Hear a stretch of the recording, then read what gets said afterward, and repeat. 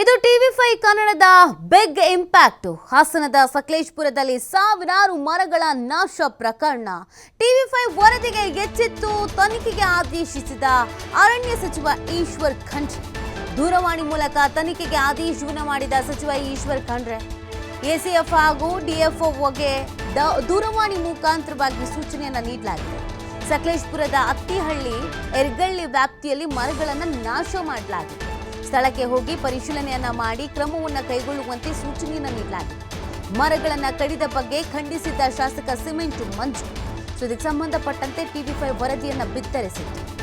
ಇದರ ಬೆನ್ನಲ್ಲೇ ಇದೀಗ ಸಚಿವ ಈಶ್ವರ್ ಖಂಡ್ರೆ ಆದೇಶವನ್ನ ಮಾಡಿದ್ದಾರೆ. ಇದು ಟಿವಿ5 ಕನ್ನಡದ ಬಿಗ್ ಇಂಪ್ಯಾಕ್ಟ್. ಯಾವ ಕಾರಣಕ್ಕೆ ಈ ಥರ ಮಾಡಲಾಗಿದೆ, ಏನು ಎತ್ತ ಅಂತ ಒಂದು ಸುದೀರ್ಘವಾದಂಥ ವರದಿಯನ್ನು ಬಿತ್ತರಿಸಿದ್ವಿ. ಕ್ರಮ ಕೈಗೊಳ್ಳಲ್ವಾ ಅನ್ನೋದ್ರ ಬಗ್ಗೆ ಪ್ರಶ್ನೆ ಆಗಿತ್ತು ನಮ್ಮದು. ಯಾಕಂದರೆ ಸಾವಿರಾರು ಮರಗಳ ನಾಶ ಮಾಡಲಾಗಿತ್ತು.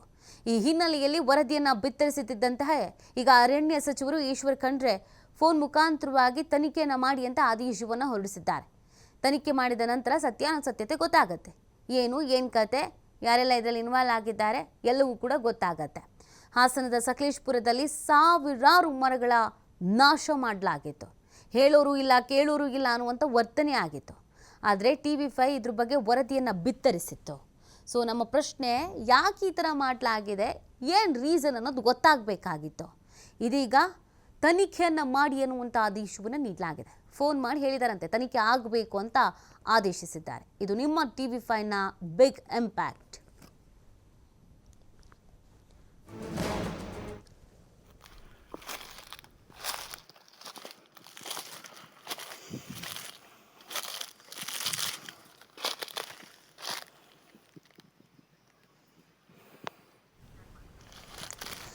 ಇದಕ್ಕೆ ಸಂಬಂಧಪಟ್ಟಂತೆ ನಮ್ಮ ಪ್ರತಿನಿಧಿ ಪ್ರಕಾಶ್ ಸಿಮೆಂಟ್ ಮಂಜೂರನ್ನು ಮಾತಾಡಿಸಿದ್ದಾರೆ. ಏನು ಹೇಳಿದ್ದಾರೆ ನೋಡೋಣ ಬನ್ನಿ. ಹಾಸನ ಜಿಲ್ಲೆ ಸಕಲೇಶಪುರ ಅರಣ್ಯ ಪ್ರದೇಶದಲ್ಲಿ ಒಂದಿಷ್ಟು ಮರಗಳ ಹಾನನವಾಗಿದೆ. ಜೊತೆಗೆ 5 ರಿಂದ 10 ಸಾವಿರ ಮರಗಳನ್ನು ಅಕ್ರಮವಾಗಿ ಕಡಿಯಲಾಗಿದೆ ಅನ್ನುವ ಆರೋಪಗಳು ಕೂಡ ಕೇಳಿಬರ್ತಾ ಇದೆ. ಸಕಲೇಶಪುರ ತಾಲೂಕಿನ ಯರಗಳ್ಳಿ ಮತ್ತು ಅತ್ತಿಹಳ್ಳಿ ಭಾಗದಲ್ಲಿ ಸರ್ವೆ ನಂಬರ್ 91ರಲ್ಲಿ ಬರ್ತಕ್ಕಂತಹ ಸುಮಾರು 157 ಎಕರೆ ಭೂ ಪ್ರದೇಶದಲ್ಲಿ ಮರ ಕಡಿದಿದ್ದಾರೆ ಅನ್ನುವ ಆರೋಪಗಳು ಕೇಳಿಬರ್ತಾ ಇದೆ.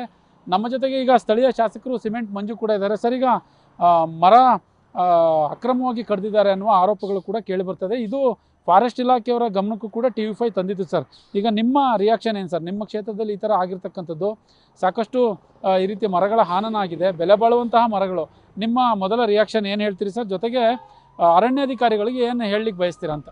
ಸರ್ಕಾರಿ ಜಾಗದಲ್ಲಿ ಮರಗಳನ್ನ ಕಡಿದು ಸಾಗಣೆ ಮಾಡಿರ್ತಕ್ಕಂಥದ್ದು ಅಕ್ಷಮ್ಯ ಅಪರಾಧ.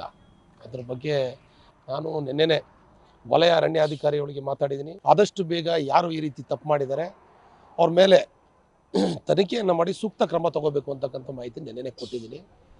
ಖಂಡಿತವಾಗ್ಲೂ ಕೂಡ ಆ ರೀತಿ ತಪ್ಪು ಮಾಡಿದರೆ ನಾನು ಮಾನ್ಯ ಸಚಿವರ ಗಮನಕ್ಕೆ ತರ್ತೀನಿ. ಅಧಿಕಾರಿಗಳು ಗೊತ್ತಿದ್ದು ಕಣ್ಮುಚ್ಕೊಂಡು ಕೂರ್ತಕ್ಕಂಥ ಕೆಲಸ ತಪ್ಪು. ಆ ರೀತಿ ಮಾಡಿದರೆ ಕಾನೂನು ಪ್ರಕಾರವಾಗಿ ಸೂಕ್ತ ಕ್ರಮ ಆಗುತ್ತೆ ಅಂತೇಳಿ ಈ ಸಂದರ್ಭದಲ್ಲಿ ನಾನು ಹೇಳಕ್ಕೆ ಇಷ್ಟಪಡ್ತೀನಿ. ಸರ್, ಈಗ ಇದು ಕೆಳ ಹಂತದ ಅಧಿಕಾರಿಗಳಿಂದ ಏನಾದರೂ ತಪ್ಪಾಗ್ತಾ ಇದೆಯಾ ಅಂತ? ಖಂಡಿತವಾಗ್ಲೂ ನೋಡಿ, ಇಷ್ಟು ದೊಡ್ಡ ಮಟ್ಟದಲ್ಲಿ ಸರ್ಕಾರಿ ಜಾಗದಲ್ಲಿ ಮರಗಳನ್ನ ಕಡಿದು ಸಾಗಾಣಿಕೆ ಮಾಡ್ತಾರೆ ಅಂತ ಹೇಳಿದರೆ ಎಲ್ಲೋ ಅಧಿಕಾರಿಗಳ ನಿರ್ಲಕ್ಷ್ಯ ಅಥವಾ ಅಧಿಕಾರಿಗಳ ಗೊತ್ತಿದ್ದು ಸುಮ್ಮನೆ ಕೂತಿದ್ದಾರೆ ಅಂತಕ್ಕಂಥದ್ದು. ಏಕೆಂತ ಹೇಳಿದರೆ ಒಬ್ಬ ಸಾಮಾನ್ಯ ಬಡ ರೈತ ಅವ್ನ ತೋಟದಲ್ಲಿ ಮರಗಸಿ ಮಾಡ್ಬೇಕಾದ್ರೆ ಇವ್ರಿಗೆ ಗೊತ್ತಾಗುತ್ತೆ. ಅವ್ನ ಮನೆಗೆ ಯಾವ್ದಾದ್ರು ಒಂದು ಸಣ್ಣ ಒಂದು ಸೌದೆಗೆ ತಗೊಂಡೋಗ್ಬೇಕು ಅವ್ರಿಗೆ ಗೊತ್ತಾಗುತ್ತೆ. ಇವ್ರಿಗೆ ಒಬ್ಬ ರೈತ ಒಂದು ಸಣ್ಣ ಸಿಲ್ವರ್ ಮರ ಕಡಿದ್ರೆ ಗೊತ್ತಾಗುತ್ತೆ. ಇಷ್ಟೊಂದು ಮರಗಳ ಮಾರಣವ ಆದರೂ ಕೂಡ ಗೊತ್ತಿಲ್ಲ ಅಂತಕ್ಕಂಥ ಸುಳ್ಳು, ಗೊತ್ತಿದ್ದೇ ಬೇಕು ಅಂತೇಳಿ ಸುಮ್ಮನೆ ಕೂತಿರ್ತಕ್ಕಂಥದ್ದು ಎಲ್ಲ ಒಂದು ಯಶ್ಲೂರು ಭಾಗದಲ್ಲಿ ನನ್ನ ಕಣ್ಣಿಗೆ ಅನ್ನಿಸ್ತಾ ಇದೆ ಅಂತೇಳಿ ಈ ಸಂದರ್ಭದಲ್ಲಿ ಹೇಳ್ತೀನಿ. ಖಂಡಿತವಾಗ್ಲೂ ತನಿಖೆ ಮಾಡಿ ತಪ್ಪಿತಸ್ಥರಿದ್ರೆ ಅವ್ರ ಮೇಲೆ ಸೂಕ್ತವಾದ ಕ್ರಮ ತಗೊಳ್ಳೇಬೇಕು. ಡಿಎಫ್ಒಗೆ ಏನಾದರೂ ಇದಕ್ಕೆ ಸಂಬಂಧಪಟ್ಟ ಹಾಗೆ ಮಾತನಾಡಿದ್ರ ಸರ್ ಅಂತ? ನಿನ್ನೆ ನೀವು ಮಾಧ್ಯಮದಲ್ಲಿ ಪ್ರಶ್ನೆ ಮಾಡಿದಂಥ ಸಂದರ್ಭದಲ್ಲಿ ಈ ರೀತಿ ಆಗಿರ್ತಕ್ಕಂಥದ್ದು ನಿಮ್ಮ ಕ್ಷೇತ್ರದಲ್ಲಿ ಆಗಿದೆ, ಬಟ್ ನಿಮ್ಗೇನು ಗೊತ್ತಿಲ್ವ ಅಂತಕ್ಕಂಥ ತಾವು ಪ್ರಶ್ನೆ ಮಾಡಿದಂಥ ಸಂದರ್ಭದಲ್ಲಿ ನಿನ್ನೆ ಡಿಎಫ್ಒಗೆ ನಾನು ದೂರವಾಣಿ ಮುಖಾಂತರ ಕರೆ ಮಾಡಿ ಏನು ಇದ್ರ ಬಗ್ಗೆ ಸಮಗ್ರವಾದ ವರದಿಯನ್ನು ಕೊಡಬೇಕು ಅಂತಕ್ಕಂಥದ್ದು ಹೇಳಿದ್ದೀನಿ. ಇವತ್ತು ಹೋಗಿ ಭೇಟಿ ಕೊಟ್ಟು ಸಮಗ್ರ ವರದಿ ಕೊಡ್ತೀನಿ ಅಂತ ಹೇಳಿದರೆ ಇನ್ನೂ ಕೂಡ ನನಗೇನು ಫೋನ್ ಬಂದಿಲ್ಲ. ಅದು ಮಾತಾಡಲಿ, ಅವ್ರು ಮಾಡಿದ ಮೇಲೆ ನಾನು ಅವ್ರ ಜೊತೆ ಮಾತಾಡ್ತೀನಿ, ಏನೇನಾಗಿದೆ ಅಂತಕ್ಕಂಥ ವರದಿ ತೊಗೋತೀನಿ. ಕೊನೆಯದಾಗಿ ಏನು ಹೇಳಲಿಕ್ಕೆ ಬಯಸ್ತೀರಿ ಸರ್ ಈ ಥರದ ಪ್ರಕರಣಗಳಿಗೆ? ಕೊನೆಯದಾಗಿ, ಯಾಕೆಂದರೆ ಸಕಲೇಶಪುರ ಅತಿ ಹೆಚ್ಚು ಕಾಡಾನೆಗಳಿರುವಂತಹ ಜಾಗ, ಜೊತೆಗೆ ಸಂಪನ್ಮೂಲ ಭರಿತವಾದಂತಹ ಪ್ರದೇಶ. ನೋಡಿ, ನಾನು ಮೊದಲನೇದಾಗಿ ರೈತರಿಗೆ ಯಾವುದೇ ರೀತಿ ತೊಂದರೆ ಆಗಬಾರ್ದು. ಯಾಕೆಂದರೆ ಆ ಭಾಗದಲ್ಲಿ ಅತಿ ಹೆಚ್ಚಿನ ಮರನ ಬೆಳೆದಿರ್ತಕ್ಕಂಥದ್ದು ನಮ್ಮ ರೈತರ ತೋಟಗಳಲ್ಲಿ. ಅವ್ರುಗಳಿಗೆ ಸಣ್ಣ ಪುಟ್ಟ ಸಮಸ್ಯೆಗಳಿದ್ರೆ ಎಕ್ಸ್ಕ್ಯೂಸ್ ಕೊಡಿ ಅಂತಕ್ಕಂಥದ್ದನ್ನ ನಾನು ಕೂಡ ಎಲ್ಲ ಮಂತ್ರಿಗಳಿಗೂ ಹೇಳಿದ್ದೀನಿ, ಅರಣ್ಯಾಧಿಕಾರಿಗಳು ಕೂಡ ಹೇಳಿದ್ದೀನಿ. ಆದರೆ ಇವರು ರೈತರಿಗೆ ಸಾಕಾರ ಮಾಡೋದು ಬಿಟ್ಟು ಯಾರೋ ಒಬ್ಬರು ಮರನ ಕಡಿದ್ಬಿಟ್ಟು ಸಾಗಾಣಿಕೆ ಮಾಡ್ತಾರೆ, ಅವ್ರಿಗೆ ಸಹಕಾರ ಕೊಡ್ತಕ್ಕಂಥದ್ದು ತಪ್ಪು. ಯಾಕೆಂದರೆ ಅರಣ್ಯ ಸಂಪತ್ತನ್ನು ಲೂಟಿ ಮಾಡ್ತಕ್ಕಂಥದ್ದು ಖಂಡಿತವಾಗ್ಲೂ ಕೂಡ ತಪ್ಪು. ಯಾಕೆ ವನ್ಯಜೀವಿಗಳನ್ನ ಉಳಿಸ್ಬೇಕಾದ ಅವಶ್ಯಕತೆ ಇದೆ, ಅದ್ರ ಜೊತೆಗೆ ರೈತರ ಹಿತವನ್ನು ಕಾಪಾಡಬೇಕಾಗಿರ್ತಕ್ಕಂಥ ಅವಶ್ಯಕತೆ ಇದೆ. ಇದಿಷ್ಟು ಸ್ಥಳೀಯ ಸಕಲೇಶಪುರ ಶಾಸಕರು ಹೇಳುವಂಥ ಮಾತು.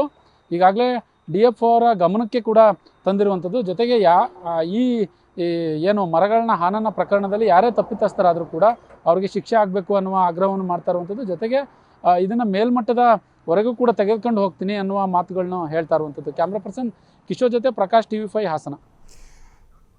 ನೋಡಿ, ಈ ಬಗ್ಗೆ ಮಾತನಾಡಲಿಕ್ಕೆ ಅಲ್ಲಿನ ಸ್ಥಳೀಯರಾದಂಥ ಸಣ್ಣಸ್ವಾಮಿ ಅವರು ನಮ್ಮ ಜೊತೆ ಫೋನ್ ಸಂಪರ್ಕದಲ್ಲಿದ್ದಾರೆ. ಸಣ್ಣಸ್ವಾಮಿ ಅವರೇ, ನಮಸ್ತೆ. ನಮಸ್ಕಾರಮ್ಮ. ಇದ್ರ ಬಗ್ಗೆ ನಾವು ಕೂಡ ಸುದ್ದಿಯನ್ನ ಪ್ರಸಾರ ಮಾಡಿದ್ವಿ, ಅಧಿಕಾರಿಗಳ ಗಮನಕ್ಕೆ ತರೋ ಕೆಲಸ ಮಾಡಿದ್ವಿ. ಇದನ್ನ ಹಾಗೆ ಬಿಟ್ಟಿದ್ರೆ ಈ ಪ್ರಕರಣ ಹಾಗೆ ಮುಚ್ಚೋಗೋ ಸಾಧ್ಯತೆಗಳು ಕೂಡ ಇತ್ತು. ಫೈನಲಿ ಸಚಿವರೇ ಕರೆ ಮಾಡಿದ್ದಾರೆ, ತನಿಖೆ ಆಗಬೇಕು ಅಂತ ಆದೇಶವನ್ನು ಕೊಟ್ಟಿದ್ದಾರೆ. ಏನು ಹೇಳ್ತೀರಾ ಸಣ್ಣಸ್ವಾಮಿ ಅವರೇ? ಇದಕ್ಕೆ ಒಳ್ಳೆ ಸರ್ಕಾರ ಒಳ್ಳೆ ನಿರ್ಧಾರ ತಗೊಂಡಿದೆ. ನಮ್ಮ ಸಚಿವರು ಕೂಡ ಒಳ್ಳೆ ನಿರ್ಧಾರ ತಗೊಂಡಿದ್ದಾರೆ. ಸರ್ಕಾರಕ್ಕೆ ಕೆಟ್ಟ ಹೆಸರು ಬರೋಂತ ವ್ಯವಸ್ಥೆಗಳನ್ನ ಕೆಲವು ಅಧಿಕಾರಿಗಳು, ಕೆಲವು ಹಿತಾಸಕ್ತ ಪಟಬದ್ಧ ಹಿತಾಸಕ್ತಿಗಳು ಇದರಲ್ಲೆಲ್ಲ ಶಾಮೀಲಾಗಿದ್ದಾರೆ. ಸೊ ಹಾಗಾಗಿ ಅರಣ್ಯ ಪ್ರದೇಶ ಉಳಿಸ್ಬೇಕು ಅನ್ನೋದು ಇಲ್ಲಿ ಎಲ್ಲಾ ಭಾಗದ ಜನರ ಅಭಿಪ್ರಾಯ. ನಾವು ರೈತರಿಗೆ ಅನುಮತಿ ಕೊಡೋದಕ್ಕೆ 108 ಕಾನೂನುಗಳನ್ನು ಕೇಳ್ತಾರೆ. ಆದ್ರೆ ಅರಣ್ಯ ನಾಶ ಮಾಡೋದ್ರಲ್ಲಿ ಯಾವುದೇ ರೀತಿ ಅಡೆತಡೆ ಇಲ್ಲದೇನೆ ನಿರಂತರವಾಗಿ ನಡೀತಿರೋದಕ್ಕೆ ಆ ಭಾಗದ ಅಧಿಕಾರಿಗಳು, ಏನು RFO ಇದಾರೆ, ಇತರೆ ಅಧಿಕಾರಿಗಳೇ ಕಾರಣರಾಗಿದ್ದಾರೆ. ಸಾವಿರಾರು ಮರಗಳು ಹೋಗೋದಕ್ಕೆ ಇವತ್ತು ಅರಣ್ಯದಲ್ಲಿ ಇದ್ದು ವಾಸ ಮಾಡುವಂತ ಏನು ಆನೆಗಳಿರ್ಬೋದು, ಕಾಡು ಪ್ರಾಣಿಗಳು ಬಟ್ ಊರು ಕಡೆಗೆ ಬರ್ತಾ ಇದೆ. ಹೀಗಾಗಿ ದಿನನಿತ್ಯದಾಗ ಕೆಲಸ ಕಾರ್ಯದಲ್ಲಿ ರೈತರು ಪ್ರಾಣವನ್ನ ಕಳ್ಕೊಳ್ತಾ ಇದ್ದಾರೆ. ಹೌದು ಹೌದು. ಹಾಗಾಗಿ ಏನಾಗಿದೆ, ಇದನ್ನ ಸೂಕ್ತವಾಗಿ ತನಿಖೆ ನಡೆಸಿ ಸಂಬಂಧಪಟ್ಟವ್ರ ಮೇಲೆ ಶಿಸ್ತು ಕ್ರಮ ಕೈಗೊಂಡ್ರೆ ಮುಂದಾಗಂತ ಅನಾಹುತಗಳನ್ನ ತಡಿಬಹುದು. ಹಾಗಾಗಿ ಸಚಿವರು ತಗೊಂಡಿರುವಂತ ಕ್ರಮ ತನಿಖೆಗೆ ಸ್ವಾಗತ. ಆದ್ರೆ ತನಿಖೆನ ಯಾವ್ದೋ ದಿಕ್ಕಿಗೆ ತಗೊಂಡು ಹೋಗ್ದೇನೆ ಏನು ತನಿಖೆನ ಸಮರ್ಪಕವಾಗಿ ನಿಷ್ಪಕ್ಷವಾಗಿ ನಡಿಬೇಕು. ಯಾವ್ದೋ ಒತ್ತಡಕ್ಕೆ ಮಣಿಬಾರ್ದು ಅಧಿಕಾರಿಗಳು, ಅಥವಾ ಅಧಿಕಾರಿಗಳು ಉಳಿಸಂತ ಕೆಲಸನ ಮಾಡಬಾರ್ದು. ಕಾಂತಾರ 2 ಅಲ್ಲಿ ನಿಮ್ಮಲ್ಲೇ ಪ್ರಸಾರ ಮಾಡಿದ್ರಿ, ಅದನ್ನ ಅಧಿಕಾರಿಗಳು ಅದನ್ನ ಸರ್ಕಾರಕ್ಕೆ ಮತ್ತು ಮಂತ್ರಿಗಳ ಸುಳ್ಳು ವರದಿಯನ್ನ ಕೊಟ್ಟು ಅದನ್ನ ದಿಕ್ ತಪ್ಪಿಸಂತ ಕೆಲಸ ಮಾಡಿದ್ರು. ಅದನ್ನ ಚೀಫ್ ಮಿನಿಸ್ಟರ್ ನಾವು ಪತ್ರ ಬರೆದು ಈಗ ತನಿಖೆಗೆ ಅವರು ಚೀಫ್ ಮಿನಿಸ್ಟರ್ ಕೂಡ ಆದೇಶ ಮಾಡಿದ್ದಾರೆ. ಹಾಗಾಗಿ ಈ ಭಾಗದಲ್ಲಿ ಹೆಚ್ಚು ರೈತರಿಗೆ ತೊಂದರೆ ಆಗದಂಗೆ, ಕಾಡು ನಾಶ ಆಗ್ದಂಗೆ, ಆನೆಗಳ ಹಾವಳಿ ಆಗದೆ ಇದ್ದಂಗೆ, ಪ್ರಾಣಹಾನಿಯಾಗಿದ್ದಂಗೆ ಈ ಭಾಗದ ರೈತರು ಮತ್ತು ಏನು ಪ್ಲಾಂಟರ್ಸ್ ಇದಾರೆ ನಿರ್ಬಂಧಕವಾಗಿ ಮತ್ತು ಕೂಲಿ ಕಾರ್ಮಿಕರು ಕೆಲಸ ಮಾಡೋ ವ್ಯವಸ್ಥೆ ಆಗ್ಬೇಕಮ್ಮ. ಆ ನಿಟ್ಟಿನಲ್ಲಿ ನಾವು ಕೂಡ ಏನು ಸಂಪೂರ್ಣವಾದ ಸಹಕಾರವನ್ನ ನಾವು ಕೊಡ್ತೀವಿ.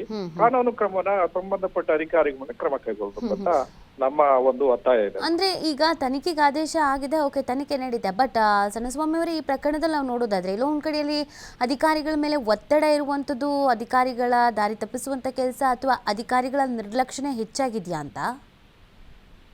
ಅಲ್ಲ, ಅದನ್ನೇ ನಾನು ಹೇಳಿದ್ದು. ಯಾರ್ದು ಕಾಣದ ಕೈಗಳು ಕೆಲಸ ಮಾಡ್ತಿದಾವೆ ಅಂತರ ಮೇಲೆ ಕ್ರಮ ಕೈಗೊಳ್ಳಬೇಕಾಗತ್ತೆ. ಸಂಬಂಧಪಟ್ಟ ಅಧಿಕಾರಿಗಳ ಮೇಲೆ ಮಾಡತ್ತೆ. ಯಾರೋ ಒಬ್ಬ ಜೀವಿ ಪರಿವಾರ ಮೇಲೆ ಅಥವಾ ಕೆಲಸಕ್ಕೆ ಹೋದ ಮೇಲೆ ಕ್ರಮ ಕೈಗೊಳ್ಳೋದಲ್ಲ.